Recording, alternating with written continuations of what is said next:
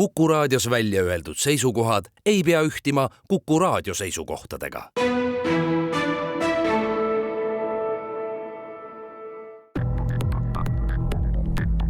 Krimiraadio. Krimiraadio toob teieni Duo 5, tõsieluliste krimilugude kodukanal. Tere taas! Kell on mõni minut 1 läbi ning nagu ikka, sel ajal on Kuku Raadio eetris värske Krimiraadio. Saatejuhtideks on ajakirjanikud Raul Ranne ja Karel Reisenbuk. Tänase saate teises osas on meil külas mahuka ja väga põneva raamatu Trellide taha peidetud Eesti autor, ajaloolane Priit Rohtmets, kellega räägimegi vanglatest ja vangilaagritest Eestis läbi ajalooprisma. Milline oli vangi elu sõjaeelses Eestis, missugustes tingimustes istuti kinni nõukaajal ning kuidas on vanglatingimused arenenud tänases Eestis? Saate esimeses osas aga räägime ühest vast ehk pisut liigagi varju jäänud loost, ehk siis sellest, mismoodi toimetasid Tallinnas nii-öelda narkoapteekrid, kes samal ajal oma narkotegudega riisusid ka Tervisekassalt pea 1 miljon eurot. Sellest on meile täna rääkimas Põhja ringkonnaprokurör Liis Vainola ning riigiprokurör Jürgen Hüva. Tere tulemast Krimiraadiosse! Tere, tänan kutsumast! Tere, aitäh kutsumast! Alustagem siis oma juttu sellest, et Tallinnas Lasnamäel, täpsemalt Virbi tänaval, oli üks apteek, mis töötas pikki aastaid nii, et kõik oli pealtnäha parimas korras, kuid ühel hetkel saan aru, et kõik muutus. Millal hakkas see apteek uurimisasutustele lõpuks huvi pakkuma? Põhja prefektuuri narko- ja organiseeritud kuritegude talituse uurijad said 2020.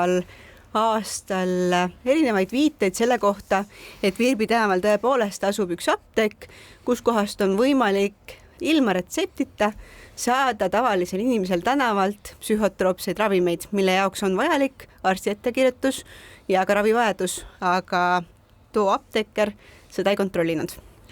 Aga ma saan aru, et teistpidi jällegi hakkas üha rohkem silma selle sama apteekri hea elu või ütleme sissetulekutele mitte vastav luksuslik elu. Ka see oli üks niidike, mida mööda hakati siis minema. Jah, ehk menetluse käigus koorus välja see, et ilmselt mitte ainult psühhotroopsete ainete väärkasutamine ja väärkäitlemine ei olnud see, millega meie tollane kahtlustatav tänane süüdimõistetu tegeles, vaid hakkasid aina enam kooruma välja ka selline liiga hea elustiil, mis ei hakkunud siis tegelike sissetulekutega ja nii tuligi vaadata sisse, et kust kohast need vahendid pärinesid. Mis seal täpsemalt näiteks silma võis hakata? No näiteks, kui me vaatasime tema enda isiklikke kontosid, lõppastmes me pidime vaatama siis 10-aastast perioodi, mis oli siis ka süüdistuse toimumise ajaks, siis näiteks me nägime, et ta ei olnud 10 aasta jooksul teinud mitte ühtegi ostu ühestki toidukauplusest. Riimi, Maxima, Selver, 0 kannet. Samamoodi me leidsime 1 tankimise 10 aasta peale kaardiga, mis tähendas, et kuskilt et eelduslikult pidi need kulud tasuma sularahaga ja kuskilt pidi see sularaha tulema. Ja see pidi olema märkimisväärne summa arvestades seda ajalist perioodi. Ma saan aru, et kui te seda asja uurima hakkasite, siis esmalt oli see ikkagi nii-öelda narkolugu, et müüakse kuskilt alt hõlma seal ravimeid, mida ei peaks müüma. Kui kiiresti sai selgeks, et seal taga on ikkagi hoopis suuremad kõrvad? Jah, kuskil 4 kuu vältel sai üsna kiiresti selgeks, et need viited, mis alguses politseile laekusid, need on ka suure tõenäosusega tõesed, et tõepoolest psühhotroopseid ravimeid on võimalik alt hõlma saada, aga peale siis esimesi läbiotsimisi, kuhu kaasati ka Ravimiamet, võeti ära raamatupidamisdokumentatsioon ja ka ravimidokumentatsioon apteegist. Nendele sisse vaadates ilmnes, et midagi on veel valesti ja siis juba kaasati menetlusse Tervisekassa, kes tegi ulatuslikku analüüsi ja selguski, et lisaks psühhotroopsete ravimite käitlemisele ebaseaduslikult on suure tõenäosusega toime pandud ka kelmus. Läheme täpsemaks. Me teame, et kogu selle loo taga oli 2 meest, proviisor Oleg Beržakov ja perearst Konstantin Ivanov. Arvestades, et tänaseks on kõik otsused kohtus jõustunud, siis saab ju täpsemalt rääkida, et kuidas täpsemalt see skeem käis, milline oli kummagi mehe roll ja kas sinna oli, sellesse ringi oli kaasatud veel keegi, kellest võib-olla nii avalikult pole räägitud? Meie tuvastasime menetlusega, et seotud ikkagi oli põhiliselt Beržakov üksinda ja siis teatud määral ka see perearst Konstantin Ivanov. Ja hästi üldiselt rääkides või lihtsustatult oli see skeem selline, et apteegil on ju õigus müüa retseptiravimeid ja reeglina on nende retseptiravimitel siis teatav haigekassa osakaal, mis siis praktikas tähendab seda, et kui inimene ostab retseptiravimi, ta maksab selle eest vähem ja selle vahe nii-öelda maksabki kinni Tervisekassa ja praktikas see tähendab seda, et Tervisekassa siis kannab selle vahe apteegile nii-öelda tagasi. Ja me tuvastasimegi, et siis selle 10 aasta jooksul müüs ta üle 17 000 ravimipakendi, mida tegelikkuses ei olnud apteeki sisse ostnud. Ehk siis piltlikult öeldes ta müüs õhku ja küsis selle eest hüvitist. Ja see skeem oli siis suuresti üles ehitatud kahele nii-öelda sellisele modus operandile. Ehk siis esiteks ta jälgis oma kliente, kes siis käisid tema apteegis ostmas retseptiravimeid. Ta kirjutas üles nende isikukoodid, läbi otsimisel me leidsime sellise paraja pataka neid erinevate inimeste isikukoodidega, et inimesed, kui neile arstid kirjutavad näiteks, ma ei tea, 5 pakki mingisugust ravimit, siis nad ei pruugi seda retsepti täielikult realiseerida. Ja nendel retseptidel on reeglina kindel tähtaeg. Ja tema see tegevus seisneski selles, et ta jälgis nende tähtaegade aegumist paar päeva enne, kui ta nägi, et selle isikukoodiga inimene ei ole seda kõik retsepti realiseerinud, siis ta ise tegi selle nii-öelda lõpuni. Ja teine variant, kus tulebki nüüd mängu ka perearst, oli siis see, et teatud juhtudel see perearst kirjutas siis Oleg Beržakovi palvel ise siis täiesti suvalistele oma patsientidele neid teatud ravimeid, mida siis Beržakov talle nii-öelda ette söötis. Need olid peaasjalikult siis aeguma hakkavad ravimid apteegis ja lisaks kirjutati ka Oleg Beržakovile endale ja tema lähedastele tegelikult neid ravimeid välja ja üks markantsem näide ilmselt on ka see, kuidas Konstantin Ivanov peale oma enda lähedase surma pidas vajalikuks Oleg Beržakovile teada anda sellest, et ravimid saaks eilse kuupäevaga siis ära realiseerida. Ühesõnaga, keegi sõltlane, oletame, et ta nimi on siis ravimisõltlane, läheb ringkonnas teadaoleva perearsti juurde, too kirjutab talle justkui välja siis mingisuguse ravimi, olenemata sellest, et kas ta reaalselt vajab mingisuguse haiguse raviks seda ravimit ja siis ta läheb sellesse apteeki või mindi kohe otse sinna kuhugi. Selles mõttes siin tulebki need kaks asja tuleb lahus hoida, et nende psühhotroopsete ravimite puhul mingit retsepte ei toimunudki. Need lihtsalt müüdi nendele, kes sellele soov oli teatud konkreetse hinnaga. Ja selles episoodis ei olnud ka perearstil seost, et sellega tegeles Oleg Beržakov üksinda. Ja see, kus perearst nii-öelda mängu tuli, siis ega ta neid inimesi ei teavitanud. Ta tegigi seda nende selja taga ja kuna lõviosa nendest olid väga kõrgeealised, siis on tõenäoline väita, et need inimesed lihtsalt ei olnud väga arvuti teadlikud, nad ei kasutanud seda, ehk siis neil ei olnud ka nagu mingit head võimalust seda ise tuvastada, et nende nimel on nüüd mingisugused X ravimid ühel ajal kirjutatud.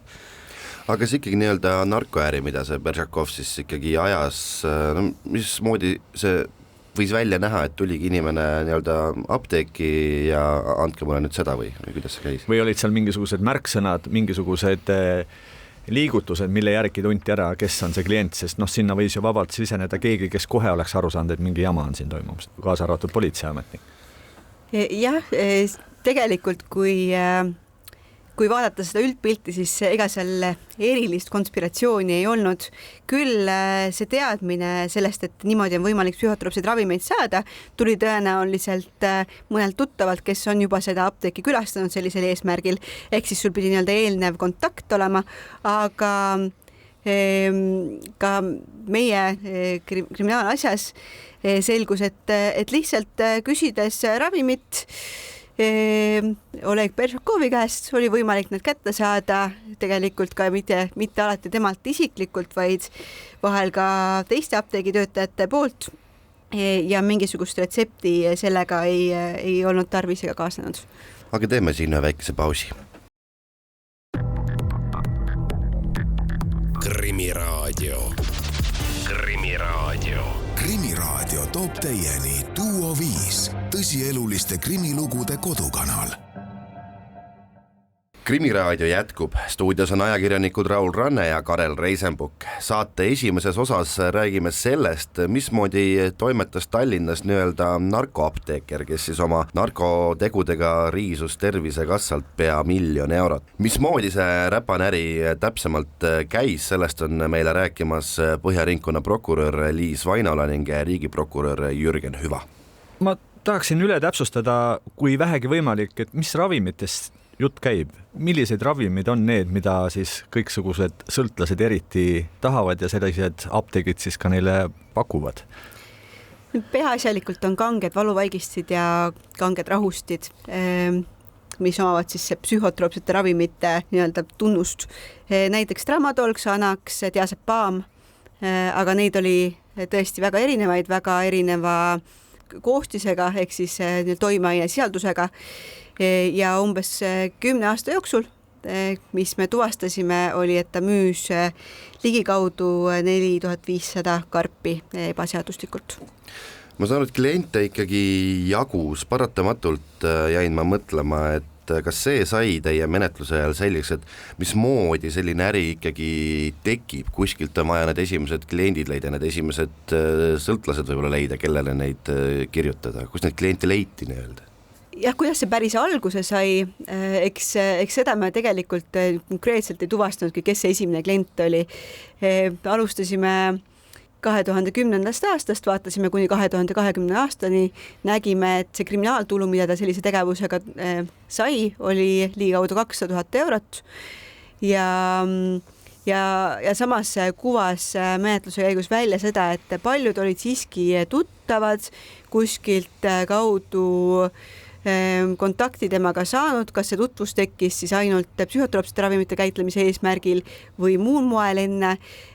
Sellele me nii-öelda oma raskuskeset ei pannud selles menetluses, aga selge oli see, et mingisugune eelnev kontakt oli olemas, aga nagu ma juba eelnevalt ütlesin, see ei olnud ka primaarne, et hilisemas menetlusetapis kumas välja, et nagu ikka aegamisi lähed ilmselt julgemaks. Kas seal kõige selle kohal ei olnud kedagi suurt turundajat? Meil rikutud meelega inimestel on arvamus, et ju kusagil on ka veel mingisugune suur mafioose, kes kogu seda teemat kureerib. Sageli nii on, et päris iseseisvalt keegi ei tegutse. Kuskil keegi kontrollib olukorda ja siis ma ei tea, seal midagi ka reguleerib. Selles paraku niimoodi ei olnud, et tegemist oli ikkagi apteeker Oleg Beržakovi eraprojektiga. Nüüd teine küsimus, mis ka tekkis, et siin korduvalt on jutuks olnud, et 10 aasta vältel kogu see tegevus käis ja käis võrdlemisi lihtsalt ja lihtsameelselt, et miks siis ikkagi 10 aastat suutis ta tegutseda, et kuidas ta varem vahele ei jäänud? Jah, seda on võib-olla täpselt tagantjärele keeruline öelda, aga ta ju toimetas täiesti ametliku apteegi raames, et tal oli ju väljastatud riigi poolt vajalikud tegevusload, tal endal oli vastav haridus sellena toimetada, et see oli kindlasti asi, mis aitas tal seda tegevust siis paremini varjata, et ta ei olnud mingi suvaline tüüp tänavalt, vaid tal oli riigi poolt ikkagi antud usaldus ja õigus sellise tegevusega toimetada.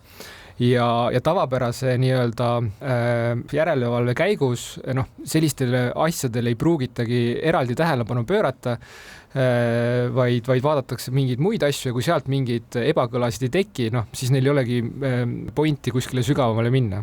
Nüüd, mis rolli mängib kogu selles loos osaühing Kiisa, kes ju kohtupaberitest läbi jookseb ja mingisugune roll tal seal on? Ja, tegemist oli siis tegelikkuses faktiliselt apteekri kontrolli all oleva ettevõttega, kuhu ta siis paigutas etteotsa oma siis hea sõbra, perearsti Konstantin Ivanovi. Ja sinna äriühingusse tegelikult liikuski kogu see nii pettusega kui ka selle psühhotroopsete ainete müügiga saadud raha. Ja omakorda siis sealt selle äriühingu nimele siis ostetigi erinevaid kinnisvaraühikuid.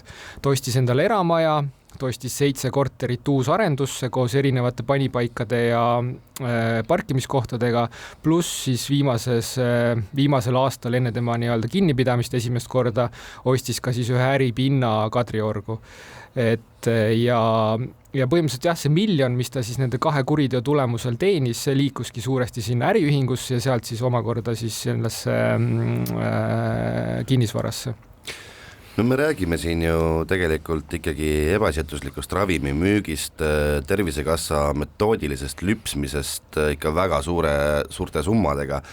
Sel kõigel on ju ometi tagajärg, keegi ju kannatab selle tõttu, ma ei tea, jääb õigel ajal mõnest ravimist ilma. Noh, me ei saa nüüd konkreetselt mingit paralleeli konkreetse juhtumiga tõmmata, aga lihtsalt jah, kui tuua elust mõni näide, siis meil on teada näiteks selline haruldane lihashaigus nimega Duchenne, mille aastane ravi näiteks maksabki 700 000 eurot. Ehk siis kui see konkreetse juhtumi kahju oleks läinud näiteks kellegi raviks, noh siis oleks saanud kellegi ravisse suunata, noh siis see on nagu reaalne resultaat positiivses suunas, et selles mõttes jah, see kahju oli märkimisväärne antud kontekstis. Me peame rääkima ka karistustest, et siis Oleg Peršakov ja Konstantin Ivanov mõisteti süüdi suuremahulises ning grupiviisilises arvutikelmuses ja rahapesus. Samuti jõustus otsus, milles mõisteti proviisor süüdi suures koguses psühhotroopsete ainete ebaseaduslikus käitlemises. Karistused on siiski väga erinevad. Üks neistest läheb väga pikaks ajaks tõesti vanglasse reaalselt ja teine pääses tunduvalt kergema karistusega. Miks nii erinevad karistused, kuigi seal ju paljuski olid nad koos? Eks siin tuleb arvestada ka seda, et Oleg Peršakov mõisteti ainsana süüdi psühhotroopsete ravimite ebaseaduslikus käitlemises, mis on toime pandud suure varalise kasu saamise eesmärgil, ehk siis eesmärgiga teenida enam kui 40 000 eurot. Ja selle eest on juba karistus 6-20 aastat või eluaegne vangistus ja eks see karistuse lõviosa paraku sealt ka tuli, kuivõrd inimeste tervis ja elu on väga olulised õigushüved, mida me kaitseme kriminaalmenetluses. Ja perearsti puhul tuleb lihtsalt toonitada seda jah, et tema osakaal nii selles kelmuses kui ka siis selle järel toimunud rahapesus oli ikkagi väiksem, et see kõiki asju korraldas, otsustas, koordineeris, oli enne kõik apteeker. Kuivõrd sarnaseid nii-öelda räpaseid apteeke Eestis veel on või kui palju neid on teie sihikul või luubi all? Kas me võime rääkida, et see tegelikult ei pruugi olla ainuke selline, sest kardetavasti ei ole tema ainuke selline tark, kes oskab süsteemi petta? Minu isiklik arvamus ütleb seda, et see on ikkagi selge anomaalia, et selliseid ühemehe apteeke meil tänasel päeval on kaduv väike osakaal, enamus on ikkagi apteeke haldavad suured ketid ja minul on nii-öelda suurem usk nendesse selles mõttes, et sellised suured ketid ei hakka sellise maine kahjuga ja sellise piskuga, noh, nende mõistes piskuga tegemist tegema, et see oli pigem ikkagi selge anomaalia, mis antud juhul juhtus. Oleg Peršakov ja Konstantin Ivanov, kas nad ise said aru, et nad on eksinud, on valesti teinud? Kahjuks mitte. Et lõpuni välja olid nad väga veendunud oma tegevuse õigsuses, seal oli erinevaid põhjendusi, mis nad tõid. No näiteks, mis põhjendusi toodi? No Liis, sa saad äkki sellest psühhotroopsete argumendist rääkida, et kuhu siis see tegelikult väidetavalt läks? Jah, et üks argument oli see tõepoolest, et kuivõrd apteegil on võimalik ka ravimeid müüa laevadele, see dokumentatsioon on erinev võrreldes sellega, kui need müüakse eraisikutele, et sellisel 10 aasta jooksul läks siis 4500 pakendit justkui laevadele, laevaapteeki kasutusse, aga selle kohta dokumentatsiooni sellises ulatuses paraku esitada ei olnud ja kohus seda ka tuvastatuks ei lugenud. Jah, et dokumentatsioon oli ette näidata ainult 188 pakendi kohta. Üks laev näiteks, mis on võib-olla ka laialdasemalt tuntud, kes neid ravimeid ostis, oli Botnica. Aga kui sellises ulatuses oleks laevadele müük päriselt toimunud, siis see oleks pidanud kontodelt nähtuma. See tulu oleks pidanud laekuma siis ametlikult kontole, sellist asja seal ei olnud. Seega see oli puhas väide, mis ei leidnud üheski kohtuastmes kinnitust. No nüüd on mehed süüdi mõistetud, Riigikohus, ma saan aru ka, ei võtnud asja menetlusse, ehk siis otsus on lõplik. Kui palju te seda kuritegelikult tulu sealt kätte saite või oli seal üldse midagi realiseerida? Ja arvestades seda, et see kuritegelik tulu suunati suuresti kinnisvarasse, siis tegelikult see mõju oli neile märkimisväärne, et tänases vääringus on selle ühe eramu, äripinna, nende korterite ja panipaikade ning parkimiskohtade väärtus ligi 2,6 miljonit eurot, mis neilt konfiskeeriti ning lisaks konfiskeeriti ka ligi 41 000 eurot, mis leiti apteegist sularahana. Ja see raha liigub riigi tuludesse? Ja osa sellest saab tagasi kannatanu ja ülejäänud riigi tuludesse. Põhja ringkonnaprokurör Liis Vainola ja riigiprokurör Jürgen Hüva, suur tänu, et leidsid aega tulla kahtlemata põnevast kaasusest rääkima. Meie aga läheme siit väikesele pausile. Krimiraadio. Krimiraadio. Krimiraadio toob teieni Duo 5, tõsieluliste krimilugude kodukanal. Krimiraadio jätkub. Stuudios on jätkuvalt ajakirjanikud Raul Ranne ja Karel Reisenbuk, aga teema on meil nüüd teine ning saatekülaline on vast isegi üllatav. Kuku Tartu stuudios on ootel Eesti vanglatest ja ajaloost põhjaliku raamatu Trellide taha peidetud Eesti koostanud ajaloolane Priit Rohtmets, kellega räägimegi vanglatest ja vangilaagritest Eestis läbi ajaloo prisma. Priit Rohtmets, tere osalemast Krimiraadios. Tere! Seda raamatut koostades, milline võis olla siis see suurim üllatus või avastus, mille te Trellide taha peidetud Eestist avastasite? No see raamatu kirjutamine tõesti võttis mitu head aastat aega ja oli selline protsess, kus ma siis käisin tõepoolest ka kohapeal vanglaid vaatamas ja muidugi palju sai tehtud arhiivitööd. Aga mis siit võib-olla pinnale jäi ja mis on ka kõige suurem üllatus või ka avastus on vahest ehk üks selline tunnustus meie viimase 35 aasta saavutustele. Ehk kui me vaatame seda, et kuhu on jõudnud kõik teised riigid, kes olid Nõukogude Liidu poolt okupeeritud, siis meie areng on siin olnud kindlasti kõige kiirem. Et me võtame mingeid asju tänapäeval ilmselt juba iseenesest mõistetavana, olgu need siis 3 uut vanglat või kogu meie karistuspoliitika, aga olgu näiteks võrdlusena öeldud, et Lätis avati alles hiljuti esimene kaasaegne vangla Liepajas. Nii et muus osas on nende puhul tegemist ikkagi sellise nõukogudeaegse pärandi alalhoidmisega ja see on sõna otseses mõttes seal ka käega katsutav. Aga kui veel midagi, siis ka õigusreform ehk siis see, mis 1990 aastatel, 2000 aastate alguses toimus, kuidas senine nõukogulik pärand ikkagi asendati uue euroopalikuga, ka see on midagi, mis võib-olla asja sees olnutele tundub selline protsess, aga tagantjärele vaadatuna tundub ikka üks õige vägev asi, mis on ära tehtud. No ma saan aru, et võib ikkagi öelda, et alles nüüd siis on ikkagi Eesti vangla selline omaette ja sõltumatu süsteem, et seni ta oli ikkagi selline Vene vanglasüsteemi osa, et venelik oli süsteem, paljuski venekeelsed olid ka töötajad ning ka vangide vahelised suhted ja hierarhia ja subkultuur. Jah, nii ta oli, aga siin võib-olla peaks veel vaatama võrdlusena 1920, 30 ja tänapäeva, ehk siis 1990 aastate algust, nii-öelda 2 algust võrdlema.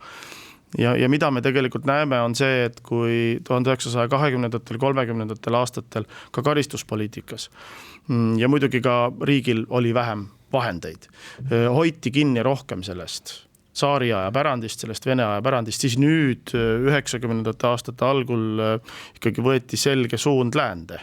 Et me kõik oleme selles eas inimesed, et mäletame, milline see meie läände saamise soov 1990. aastatel oli ja see kahtlemata peegeldus ka vanglasüsteemi ümberehitamisel. Ja muidugi tasub siin rõhutada ka personalipoliitikat, et kui te ütlete, et oli venekeelne süsteem, siis ka see uue personalipoliitika ja uue personali tööle võtmine, ka koolitamine on muidugi selle õigusreformi ja uute vanglate kõrval selline 3. oluline sammas. Ma usun, et me ühest, teisest ja 3. teemast, millele te osutasite, jõuame saate jooksul veel rääkida, aga alustamegi sellest nii-öelda algusest ehk ajast enne sõda, tsaarisüsteemist. öeldi küll riigina lahti, aga nagu ma aru sain, siis vanglasüsteem siiski hoidis sellest kuidagi kinni või jäi selle külge veel pikemaks ajaks? No ütleme nii, et 1920-30 aastatel hoiti just õigusruumi mõttes alles siis veneaegset pärandit, teadvustati, et ei ole võimalik sellist päris uut seadusandlust välja töötada ja hoiti siis rohkem kinni sellest varasemast. Vanglate puhul, kui nüüd hoonetest rääkida, siis siin muidugi kõige olulisemaks takistuseks oli rahapuudus. Et kui vaadata 1920. aastate algusesse, siis toona juhtis vangimajade peavalitsust, mis siis korraldas toonase kohtuministeeriumi ehk siis praeguse justiitsministeeriumi alluvuses vanglate tegevust, seda juhtis Andres Strandman. Andres Strandman, kes oli tegelikult jõudnud Vene impeeriumis väga kõrgele kohale, ta oli Peterburis Krestõ vangla ülem olnud. Ja tema siis tuli seda vanglasüsteemi ümber ehitama ja tegelikult ta esitas juba 1920. aastatel kava, et rajada Eestisse suured 3 vanglat, nii nagu meil tegelikult tänapäeval on. Ainsa erinevusega, et Ida-Eestisse ei pidanud vangla tulema mitte Jõhvi, vaid siis toona Narva. Aga muus osas tegelikult see plaan oli paigas juba võib öelda, et 100 aasta eest.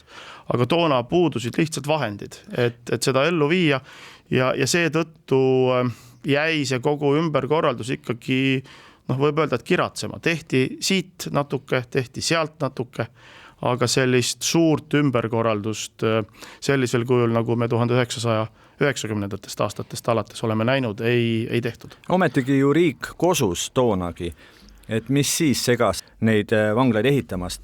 Ma saan aru, et 20-ndatel oli raske, aga 30-ndatel ju hakkas juba Eesti riik olema täitsa riigi moodi riik ja võis ju ehitada muude objektide kõrvale uusi vanglaid samuti. Ütleme nii, et kui meil tänapäeval räägitakse palju sellest, et meil oleks vaja riigireformi ja riik peaks õhem olema, siis toonane riik tõepoolest oli õhuke. Et see võrdlusmaterjal on võib-olla meie jaoks natukene üllatav, et ei olnud ju toona sellist riiklikku sotsiaalhoolekandesüsteemi, ei olnud selliseid elemente, mis meie jaoks on tänapäeval Eesti riigi puhul ka loomulikud. Riik oli õhuke ja seetõttu nagu öeldakse, vangla on ühiskonna peegeldus. Et selle uute vanglate rajamine oli ka seetõttu ikkagi üpriski suur väljakutse. See ei tähenda nüüd seda, et ei oleks üldse uusi vanglaid rajatud. Rajati küll. Et juba tegelikult enne esimest maailmasõda alustati näiteks Viljandi vangla rajamist, sest Viljandis oli selline väga vana ja päevi näinud vana kinnipidamisasutus, selline arestimaja tüüpi. Ja 1930. aastal saadi see vangla siis ka valmis ja see oli tõesti selline moodne vangla, kus siis olid pesemisvõimalused, olid töökojad, selline nii-öelda hügieeniline ka, sest et kui vaadata neid olusid 1920. aastate algul, siis Andres Strandman käib ju regulaarselt ka vanglates ja see, mis pilt tal seal avaneb, on ikkagi trööstitu, et vanglad on kõigepealt üle rahvastatud, vangid magavad sageli koridorides, magati toona põhukottide peal, neid põhukotte polnud piisavalt, seda põhku seal ei vahetatud, haigused vohasid, ühesõnaga see olukord oli trööstitu, aga ta muutus muidugi paremaks. 30. aastatel tõesti siis Viljandi vangla ja veel mõned vanglad. Ja nendest vanglatest rääkideski, siis Viljandit on siin mainitud kindlasti ka, eks ole, Patarei, aga kus olid veel need suuremad vanglad, kuhu ohtlikumad kurjategijad võib-olla peideti? No eks Patarei oligi, ehk siis 1920. aastal sisse seatud keskvangimaja. Siis Patarei kasarmutesse suur ja järjest ehitati teda siis ka 20-30 aastatel suuremaks. Ehk siis ta paisus ja see oli ka, võib öelda, et üks osa sellest Strandmani plaanist, mis siis mööndustega võib öelda, et õnnestus teoks teha, et üks selline suur vangimaja siis õnnestus rajada. Aga muidugi, ega need olmetingimused seal ka ei olnud kõige paremad. Üksjagu palju on sellest ka 1930. aastate kontekstis kirjutatud,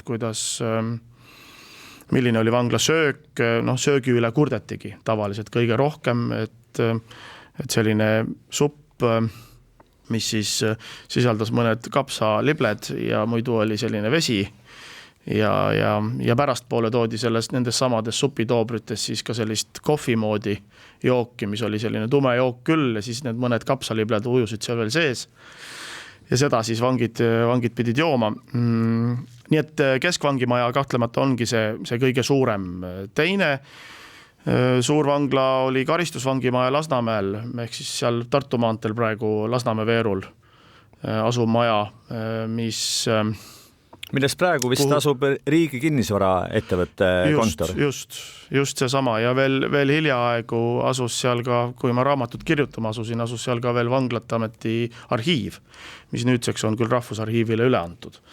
Aga see on teine selline suurem siis Tallinnas asuv. Ja kui seda võrgustikku üleüldse vaadata, siis 1917. aastal, ehk siis ajal, kui Venemaal algas revolutsioon, oli Eesti veel jagatud 2, põhjapoolne Eestimaa, lõunapoolne Liivimaa. Põhjapoolsel Eestimaal oli 7 kinnipidamisasutust ja lõunapool siis 9. Ehk siis kokku Eesti alal, Eesti riigi sünni ajal oli 16 kinnipidamisasutust, sealhulgas siis ka arestimajad, mis siis asusid üle Eesti. See kõlab kuidagi nii, et toonasel ajal tegelikult oli ikkagi ka piisavalt palju kuritegevust, kui juba nii palju arestimaju ja vangimaju oli. Ja kui me vaatame praegust kinnipeetavate arvu, siis võib öelda, et 2030. aastatel oli see 2,5 korda suurem, ehk siis ta oli seal keskmiselt 3,5 kandis. Ja võib-olla tähelepanuväärne on ka see, et ta tegelikult 30 aastate lõpul hoopiski kasvas, mitte ei kahanenud, nagu ta meil praegu. Sest siis tekkisid poliitilised vangid veel lisaks, nagu ma aru saan. Tekkisid poliitilised vangid 1938, küll anti amnestia tervele reale poliitilistele vangidele. Aga 1938. aasta põhiseaduse järgi võis Eestisse rajada ka sellist nii-öelda, nagu nüüd toona nimetati, tööpõlgurite laagreid, et see on ka selline huvitav nähtus, mis siis tekkis Harkusse, et inimesed, kes siis ühiskondlikult ei saanud hakkama, need siis võis saata ka lühemaks ajaks sellisesse motivatsioonilaagrisse, et nad siis õpiksid täisväärtuslike ühiskonnaliikmetena tööd tegema. See oli ka selline nii ja naa, sellepärast, et seal need palgad kippusid olema nii väikesed, et mõnelgi juhul mõned naised siis arvasid, et nende mehed võiksid seal töötada selle asemel, et siis kodus napsu võtta või siis selliseid juhutöid teha. Aga kui selgus, et nad saavad seal veel vähem raha, siis oli muidugi olukord täbar. Et seda süsteemi vaadati ka veel juba 1930 aastate lõpul üle. Aga selline nähtus nagu tööpõlgurite laager siis ka Eestis 1930 aastate lõpul eksisteeris. Aga teeme siin väikese pausi. Krimiraadio. Krimiraadio toob teieni Duo 5, tõsieluliste krimilugude kodukanal. Krimiraadio jätkub, stuudios on endiselt ajakirjanikud Raul Ranne ja Karel Reisenbuk ning meie külaliseks on põhjaliku uurimusliku raamatu Trellide taha peidetud Eesti autore Priit Rohtmets. Priit Rohtmets, nüüd me oma jutuga peaksime jõudma nõukaaega. Kuivõrd see nõukogude aeg tõi siis kaasa ka kohe selle gulaagi, sest me ju kõik teame, et seal 30-ndatel nõukogude riigis praktiseeriti ikka väga jõhkrat vanglasüsteemi. Kuivõrd see kõik Eestisse üle tuli ja kui kiiresti siis? Tegelikult esimesed muutused toimusid juba 1940. aastal, ehk siis esimesel nõukogude okupatsiooni aastal, kui kohe viidi vanglad kohtuministeeriumi alluvusest siseministeeriumi alluvusse ja nõukogude aja selliseks eripäraks on siis suurte koloonia tüüpi vanglate rajamine. Ehk siis kõik see, mida me tänapäeval näeme just seal Rummu kandis, Rummu, Vasalemma, Ämari piirkonnas, need laagrid tekkisid just nimelt nõukogude ajal. Nad olid tegelikult olemas juba 1930. aastatel, aga nad paisusid. ehk siis nad paisusid suuremateks tööstuskompleksideks, sellepärast et kui seda Nõukogude vanglasüsteemi vaadata, siis see toetus arusaamale, et vanglad peavad tekitama, teenima riigile tulu. Ja selleks olid vanglad suured, vange oli palju ja mis kõige olulisem, karistused määrati pikad, et töökäsi ikkagi jätkuks. See tähendab, vanglad olid ise ülalpeetavad, nad pidid ennast ise suutma ülal pidada ja veel riigile teenima tulu.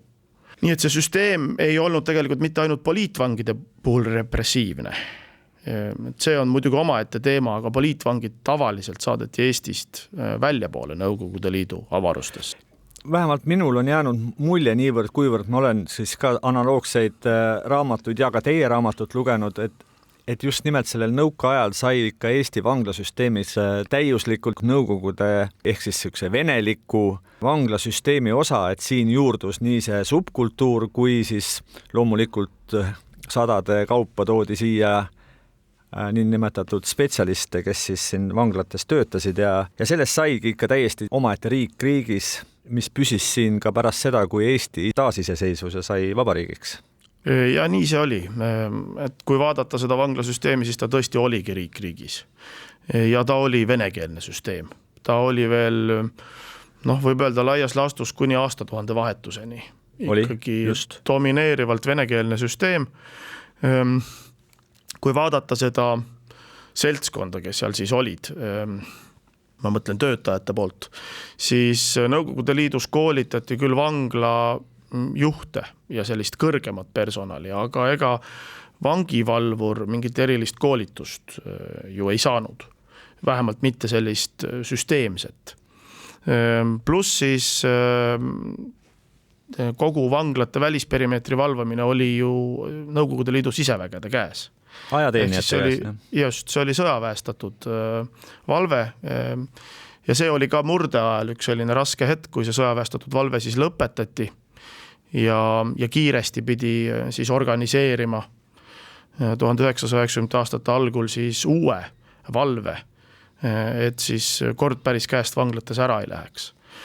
Aga ta oli venekeelne süsteem tõepoolest, nii et ka selliseks käibekeeleks ka kõik dokumentatsioon on ikkagi vene keeles. Hetkeseisuga on Eestis suurusjärgus 1600 või kriipsuka rohkem vangi siis, kes kannavad karistusvanglates. Kui palju neid oli, ütleme, 80-ndatel Eestis? Ja tõepoolest see arv oli veel suurem kui siis 1930 aastate lõpul, kui me räägime siis 3500, siis murrangu ajal ja seal 1990 aastate algul ka on pisut alla 5000 kinnipeetava. Ja muidugi siin on oluline ka tähelepanu pöörata sellele, et milline on süüdimõistetute ja milline on siis uurimisaluste või kinnipeetavate vahekord, sest vanglad on alati ka ju majutanud neid, kes veel ei ole süüdi mõistetud, aga kes on kohtu all, aga kes on juba ühiskonnast isoleeritud, sest nad võivad kujutada ohtu. No nõukaajal, nagu ma aru saan, oli selleks täiesti tervenisti peaaegu Patarei vangla. Selleks nii-öelda eeluurimiisolaatoriks. Just, uurimiisolaatoriks, täpselt nii. Kui vaadata neid numbreid, siis Nõukogude ajal läheb see edasi umbes nii, nagu ta oli tegelikult 1930 aastatel, et tegelikult umbes pooled koguni on tegelikult uurimisalused. Kui vaadata praegust pilti, siis praeguse pilt ei ole päris selline, et uurimisaluseid on ikkagi vähem kui siis süüdimõistetuid. Toona jah, siis kui küsida, et kui lihtne oli vangi sattuda, siis tegelikult oluliselt lihtsam kui tänapäeval. Et pandi, kõigepealt muidugi pandi lihtsamate asjade eest, et kui vaadata ka 1930 aastat, siis tegelikult seal umbes 40% istus kinni ikkagi varguste eest, lihtsate varguste eest. Mille eest tänapäeval pead ikka päris tubliste vaeva nägema, et vanglasse sattuda. Toona ikka armu ei antud, kui varastasid, siis läksid. Läksid lühikeseks ajaks, et need olid tavaliselt väga lühiajalised karistused ja muidugi neid karistusi mõnikord siis pikendati sellega, et üritati ka põgeneda, et kui praegusel hetkel meil on uued vanglad ikkagi põgenemiskindlad ja kui tõesti on siin ka mõni uudis mõnest kinnipeetavast, siis tavaliselt on tegemist avavangla inimesega, ehk siis inimene on juba suure osa karistusest ära kandnud ja on saanud siis leebema režiimi peale ja saab siis avavanglast näiteks käia tööl, mis on ju sage tänapäeval, et käiakse tööl ka siis väljaspool vanglat. Hommikul minnakse, õhtul tullakse tagasi. 20-30 aastatel näiteks ikkagi neid põgenemisi oli ka ikkagi arvukalt ja aeti neid inimesi siis mööda Eestit taga, pildid rippusid üleval, põgeneti küll korstnate kaudu, küll üle müüri, vangid selles osas on alati olnud väga nutikad. Aga nõukogude ajal, kuidas põgenemistega oli? Samamoodi põgenemisi oli, aga seda statistikat ausalt öeldes ei õnnestunud mul sellist täpset statistikat kätte saada. Aga sellega tegeletakse selle küsimusega, nii et järelikult see probleem ikkagi oli. Ma pean nüüd ühe asja veel üle küsima. 90-ndatel ülemineku ajal, kui Eesti vanglasüsteem muutus, siis ütleme sellest nõukogude süsteemist sai Eesti süsteem, samal ajal sisemiselt see süsteem oli veel venelik ja kolmandaks siis ikkagi kaadrit nappis, oma spetsialiste polnud, Vene omad olid juba kuhugi läinud, ehk et oli üks väga keeruline aeg ja see aeg oli ühiskonnas laiemalt, aga vanglastes päris kindlasti väga vägivaldne, väga jõhker, väga raske aeg. Mis te arvate, kuidas sellel Eesti vanglasüsteemil õnnestus kogu see aeg üle elada? No ma arvan, et siin võib-olla tasub mõelda selles laadis, et nagu juba varem sai mainitud, siis vangla on ühiskonna peegel.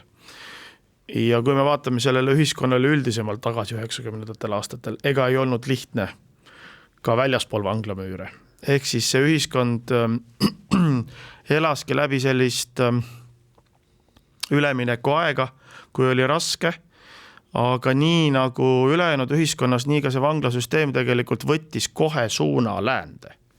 See tähendab, kohe hakati ikkagi nii-öelda samm-sammult ka vangla sisekorda näiteks leevendama, kinnipeetavatesse suhtuma paremini. Sisekorra leevendamine näiteks nõukogudeaegses vanglas puudusid kellad reeglina. Ja, et kella toomine vanglasse näiteks, ülemineku ajal ja seal 90 algul. Ja kõik muud leevendused ka, mis tulid, mis muutsid selle vangla inimlikumaks. Et see on selline huvitav paradoks, et kui sa oled vangiga karmim, siis tegelikult sa ei saa seda tulemust võib-olla, mida sa tahad. Et eesmärk peaks olema ikkagi kinnipeetavat taas ühiskonnastada, et sa saad sellest inimesest teha erinevate meetodite abil siis täisväärtusliku ühiskonna liikme. Õpetades talle tööd, tegeledes tema närvisüsteemiga, tegeledes ka tema tervisega muuhulgas, millega vangimajades ka tänapäeval tegeldakse, et inimesed saavad tegelikult parema tervise juurde. Kuni siis lõpetades, ma kuulsin ka lugusid sellest, kuidas inimesed ütlevad, et nad on oma peresuhted saanud korda, olles vangimajas, mis võib tunduda paradoksaalne, aga kuna vangimajadel, tänapäeva vanglatel ka on võimalik ju ka selliseid pikaajalisi külastusi praktiseerida, et sa võid seal mitmeid päevi oma abikaasaga koos olla, et siis ja ei saa tarvitada alkoholi, et siis see võib ka aidata tõesti ka peresuhete taastamisel ja parandamisel. Eesti, nagu te päris meie vestluse alguses mainisite, on teinud tohutu sammu nüüd lääne poole või Skandinaavia poole. Öelge, mis oleks nüüd võib-olla järgmine vajalik samm, mida Eesti vanglasüsteem vajaks, et olla veelgi rohkem euroopalik, kaasaegne, inimlik? Üldjoontes ma arvan, et meie karistuspoliitika ja vanglasüsteem tegelikult vastab meie ühiskonna ootustele. Ehk ta on toimiv süsteem.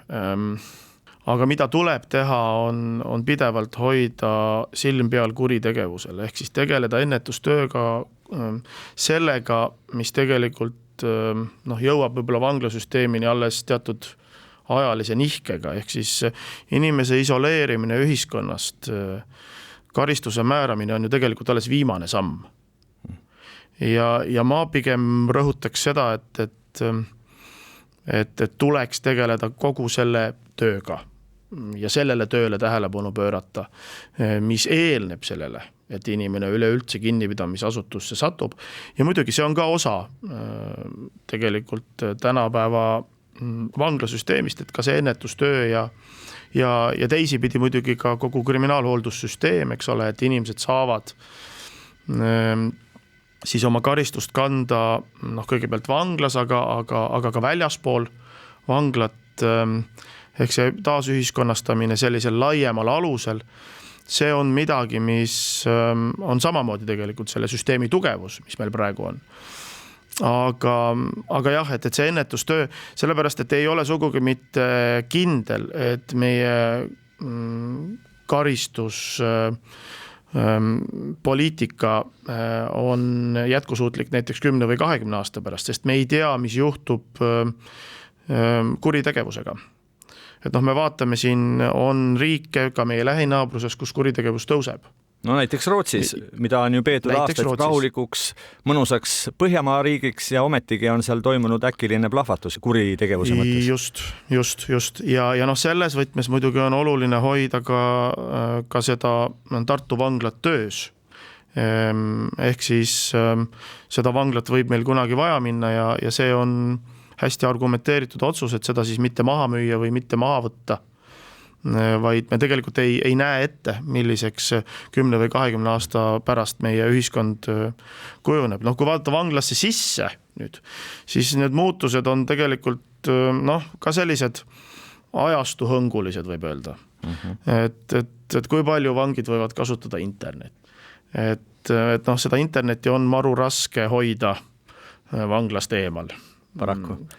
Kuna ta on nii levinud. Siis teine asi Euroopa Inimõiguste Kohtu viimase otsuse valguses, mis küll veel ei ole lõplik, seda arutatakse veel edasi. Küsimus sellest, et kas vanglad püsivad suitsuvabadena, tubakavabadena. See on tõsine võitlus, nagu me näeme kõik siin. Ja muidugi kolmas asi on kogu see stressifoon, mis meil praegu ühiskonnas on. Venemaa sõda Ukrainas, kuidas see mõjutab Eesti kuritegevust, sest ka siin tuleb olla valmis kuritegevuse tõusuks ja sellest lähtuvalt siis ka oma samme seada. Raamatu Trellide taha peidetud Eesti autor, ajaloolane Priit Rohtmets, 1000 tänu, et leidsite aega Krimiraadios osalemiseks. Sellega on tänane saade ka lõppenud. Stuudios olid ajakirjanikud Raul Ranne ja Karel Reisenbuk. Täname kõiki kuulajaid. Järgmine Krimiraadio on eetris järgmisel teisipäeval. Kuulmiseni. Krimiraadio. Krimiraadio toob teieni Duo 5, tõsieluliste krimilugude kodukanal.